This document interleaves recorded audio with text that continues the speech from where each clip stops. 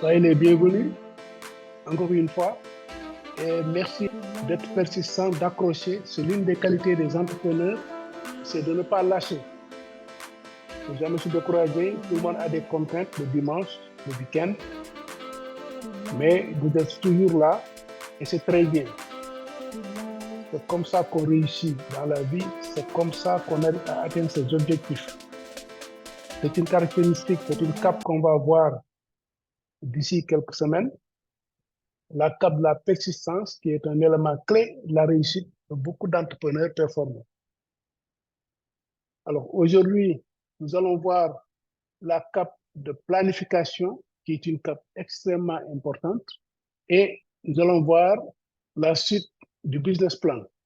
Concernant la définition des capes, nous avons déjà vu la cape recherche d'opportunités et initiatives, la cape prise de risque, la cape établissement d'objectifs et la cape recherche d'informations. Ce sont des capes extrêmement importantes, mais il en reste six. Aujourd'hui, nous allons voir la cinquième cape, qui est la cape planification et suivi systématique. Je rappelle aux personnes qui ne savent pas encore que ce qu'on entend par cap, ce sont les caractéristiques et comportements personnels des entrepreneurs qui ont réussi, des entrepreneurs performants. J'aime pas le mot réussite parce que c'est assez relatif. On peut réussir de plusieurs manières dans la vie. En anglais, il dit successful entrepreneur, mais je préfère le qualificatif d'entrepreneur performant parce que quand on est performant, on s'améliore et quand on s'améliore, on fait partie des meilleurs. Donc, c'est ça qui nous intéresse. On a observé ces entrepreneurs-là à travers le monde, dans les 5 continents, et on s'est rendu compte que ces entrepreneurs avaient un certain type de comportement face à un certain nombre de situations. Face à certaines situations, à des difficultés, à des défis, ces entrepreneurs adoptent des comportements qui sont des caractéristiques internes qui leur permettent de tirer leur épingle du jeu. En matière de concurrence, ils font partie des meilleurs. Donc, ce sont ces caractéristiques-là qu'on vous expose ici. Mais en vous disant qu'il ne s'agit pas d'écouter simplement la définition ou bien de lire la définition, mais il est important d'agir, de se comporter comme ces entrepreneurs-là. Donc, la première cape, c'était la recherche d'opportunités initiatives qui développe une capacité de voir les opportunités et de les saisir. La deuxième cape, c'est la cape de prise de risque, où les entrepreneurs performants prennent des risques modérés, pas des risques excessifs, mais agissent également dans le sens de la réduction de ces risques. Une fois que vous avez pris un risque, vous avez mis votre argent dans l'affaire, il faut tout faire pour que l'affaire puisse réussir. Ensuite, il y a la cape établissement d'objectifs, où les entrepreneurs performants ont une vision et traduisent leur vision en termes d'objectifs à moyen et long terme et traduisent ces objectifs à moyen et long terme en objectifs à court terme. Ensuite, il y a la cape recherche d'information qu'on a vue la semaine dernière, qui est une cape importante qui montre que les entrepreneurs performants ne se contentent pas de rester calfeutrés dans leur fauteuil moelleux, dans leur bureau et demander qu'on leur donne des informations, mais ce sont des personnes qui vont vers l'information. Donc, chaque fois, il y a une action qui sous-tend toutes ces caractéristiques-là. C'est un comportement. Aujourd'hui, nous allons voir que ces entrepreneurs performants utilisent des techniques de planification et de suivi systématique et ont une certaine attitude par rapport à ces techniques-là. Alors, concernant cette planification, la définition est la suivante. L'entrepreneur performant planifie en subdivisant une grande tâche en plusieurs petites tâches avec des délais fixes. Vous allez me dire que oui, mais ça, on le sait, ce sont des techniques de planification. Oui, ce sont des techniques de planification, mais traduit en termes terre à terre, voilà ce que ça signifie. Quand on est en face d'une grande tâche, d'une grande opération, l'entrepreneur commence par décomposer l'opération en plusieurs petites tâches et se fixe des délais pour chaque petite tâche. C'est comme ça qu'on arrive à réaliser les petits morceaux, comme quand on construit un immeuble, on commence par la fondation, par le gros œuvre, avant d'aller vers les finitions. Tout ça, c'est planifié méticuleusement. Si le meuble a un délai global de 6 mois, on va tout décomposer d'ici les 6 mois en plusieurs petites tâches. Et quand on les réalise, au bout de 6 mois, l'immeuble est prêt à être livré. Donc, ces petites tâches-là, indépendamment des gros œuvres, il faut poser les vitres, il faut faire le carrelage, il faut faire la plomberie, il faut faire l'électricité. Tout ça, chaque activité est planifiée. Deuxièmement, l'entrepreneur performant modifie ses plans en fonction de nouvelles circonstances ou des retours d'informations qu'on appelle feedback sur les résultats des actions entreprises. Ça semble un peu complexe, c'est une phrase assez longue, mais cela signifie simplement que une fois qu'on a déroulé les activités, l'entrepreneur va chercher des informations quotidiennes, régulières sur ces activités et s'assurer que tout va bien. Et quand quelque chose ne va pas très bien, ils vont prendre des dispositions en modifiant les plans s'il le faut. Ça, ce sont des techniques de monitoring, donc des techniques de suivi en matière de planification. Troisième définition, l'entrepreneur performant tient une comptabilité financière et l'utilise pour prendre ses décisions de gestion. Nous sommes dans le domaine de l'entreprise. La comptabilité, c'est incontournable parce que c'est ça qui vous informe la bonne santé ou pas de l'entreprise, la bonne marche ou pas de l'entreprise. Donc, l'entrepreneur s'organise pour tenir une comptabilité et utilise les résultats de cette comptabilité pour prendre des décisions. C'est très important, les amis. Je me rappelle une fois, quand on assistait des PME au CESAC, un des chefs d'entreprise est venu nous rendre visite pour nous dire que mais moi, j'ai recruté un comptable. Chaque matin, il entre dans son bureau, il s'enferme, il est en train de passer les écritures. À la fin du mois, je le paye, mais moi, je ne sais pas ce qu'il fait. En d'autres termes, cet entrepreneur qui ne s'y connaissait rien en comptabilité, qui gérait quand même l'entreprise, qui facturait, qui recevait de l'argent, qui gérait les finances, n'avait aucune visibilité sur les éléments de la comptabilité. Simplement, on est en règle avec le fisc, on a déposé le bilan, le compte d'exploitation, mais lui, il ne comprend pas. Ce qu'il voulait dire simplement, c'est comment cette comptabilité pouvait l'éclairer en vue de prendre des décisions de gestion pertinentes. C'est tout ce qu'il demande.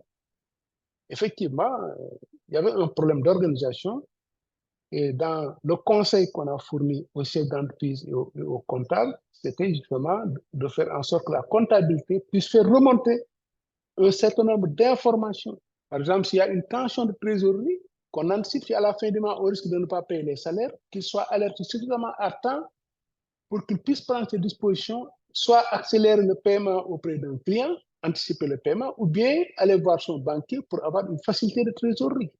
Vraiment, ce sont des choses terre à terre dont les entrepreneurs ont besoin.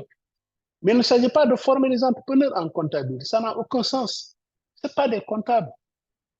Voilà un peu ce que signifie cette cape de planification et de suivi systématique. Donc, vous voyez ici que cette cape s'appuie sur plusieurs autres capes. D'abord, il y a la cape établissement d'objectifs.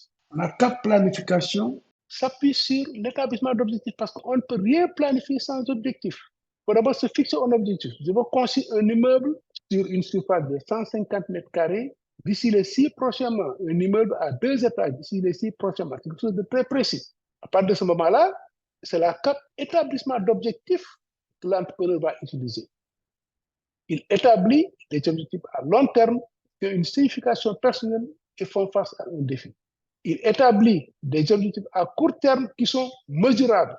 On avait dit que les entrepreneurs utilisent des objectifs SMART, simples, mesurables, limités dans le temps et stress. Donc, quand on se fixe comme objectif à court terme d'avoir un immeuble d'ici 6 mois qui a telle caractéristique, un immeuble sur un terrain de 150 mètres carrés avec 2 étages, etc., au bout de 6 mois, on peut venir mesurer si l'immeuble existe ou pas. Mais pour qu'on le fasse, il faut qu'on utilise les techniques de planification. On va donc planifier en subdivisant une grande tâche en plusieurs petites tâches avec des délais fixes. Deuxièmement, l'entrepreneur va s'appuyer sur la cape recherche d'informations, où on vous dit que l'entrepreneur performant cherche lui-même des renseignements chez ses clients, fournisseurs, concurrents, fait des recherches personnelles sur la façon de fournir un produit ou service, consulte des experts en vue d'obtenir des conseils commerciaux ou techniques, Cette CAP-là, elle est fondamentale par rapport à la planification parce que c'est ça qui lui permet d'avoir des informations sur le déroulement du chantier, par exemple. Est-ce que le chantier est en retard? C'est à jour. Parce que quand on décompose une grande tâche en plusieurs petites tâches, ces tâches ont des délais. On dit que le premier mois, on va faire la fondation. Si on se rend compte que la fondation va prendre plus d'un mois, ça risque de se répercuter sur les autres activités. Donc, il va modifier ses plans pour pouvoir terminer son immeuble d'ici 6 mois. Ça peut se faire de plusieurs manières. Il peut renforcer l'équipe, il peut prendre d'autres ouvriers, d'autres équipements, etc., etc. Donc, il y a plusieurs manières, en tout cas, de rattraper un retard si on se rend compte que dans le déroulement qu'on avait prévu, on est en train d'accuser un certain nombre de retards. Donc, vous voyez déjà que les caps ne sont pas des caractéristiques isolées, ce sont des caractéristiques liées. De la même manière qu'on avait lié la cap recherche d'opportunité et la cap prise de risque, parce qu'on ne peut pas prendre de risque si on n'a pas d'opportunité, mais quand on a une opportunité aussi, si on ne prend pas de risque, il ne se passe rien. Il faut passer à l'action et réaliser. Sinon, ça va rester au niveau des idées. De la même manière, ces 3 caps-là sont intimement liés, établissement d'objectifs, recherche d'informations et planification et suivi systématique. L'aspect suivi, c'est ça qui permet justement d'avoir le feedback sur les résultats des actions entreprises, les résultats que nous sommes en train de mener. Donc, les meilleurs entrepreneurs, qu'est-ce qu'ils font? Ils planifient en commençant par la fin. La fin, c'est l'immeuble, 2 étages, qui a telle caractéristique, telle couleur, peint, carrelé ou pas. Donc, on commence par ça et on déploie des actions pour atteindre cet objectif. Ils pensent donc aux résultats avant de penser aux moyens. Il y a des Pourquoi? Parce qu'il y a des personnes. Quand on leur dit qu'il faut construire un immeuble de 2 étages sur un terrain de 150 mètres carrés, ils vont penser, oh, mais je n'ai pas d'argent. Mais je n'ai même pas les ouvriers compétents, je n'ai pas ceci, je n'ai pas cela. Donc, ce sont des personnes qui mettent l'accent sur les moyens et non sur les résultats. L'entrepreneur, quand il met l'accent sur le résultat, il en fait un défi. Et à part de ces défis-là, il va maintenant tout faire, déployer tous ses efforts pour atteindre son objectif. Les meilleurs entrepreneurs se posent les bonnes questions. Par exemple, quand on parle d'objectif, pour eux, ça signifie quel est le but? Qu'est-ce que je vise? Activité, c'est comment y arriver. Calendrier, c'est à quel moment. Responsabilité, par quelle personne. Ressources, coûts, à quel prix. Vous voyez, ce sont des questions terre à terre, mais qui ont une grande signification en termes de planification, parce que les éléments que vous voyez ici, objectif, activité, calendrier, responsabilité, ressources, ce sont des éléments qu'on voit dans toutes les techniques de planification. Dans tout ce qui est project management, ce sont des éléments incontournables de la gestion des projets. Mais c'est devenu des termes assez techniques. Mais pour l'entrepreneur, quel que soit son niveau d'éducation, voilà les questions qui se posent sont les bonnes questions. Les meilleurs entrepreneurs passent à l'action en mettant en œuvre le plan, en mobilisant les ressources, en collectant les informations, en prenant des actions correctives éventuelles. Voilà ce que ça signifie. Je préfère le traduire comme ça, c'est la même chose que ça. Il faut donc passer à l'action. Vous êtes des hommes et des femmes d'action. Ce n'est pas de la théorie, c'est quelque chose de très, très, très pratique. C'est la même chose dans votre entreprise que vous êtes en train de créer. Il ne s'agit pas seulement d'aller régler, avoir le registre de commerce, dire que juridiquement j'existe.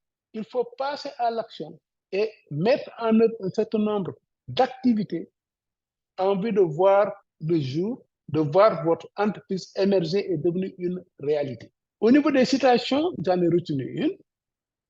Un voyage de 1000 km commence par le premier pas. Méditez un peu ces citations. Les citations illustrent parfaitement le comportement des entrepreneurs. 1000 km, c'est loin. Vous pouvez dire, oui, mais c'est loin pour y arriver. Combien de temps ça va me prendre? Par quel moyen? Est-ce que je vais prendre le train, l'avion, la voiture? Est-ce que la route est bonne? Non. Lui, il commence par le premier pas. C'est-à-dire que quand on fait un premier pas, on se rapproche de l'objectif. Et les obstacles, on va les affronter au fur et à mesure. Qu'il pleuve, qu'il vente ou qu'il neige, on va vers l'objectif et on atteindra l'objectif. Un voyage de 1000 km commence par le premier pas.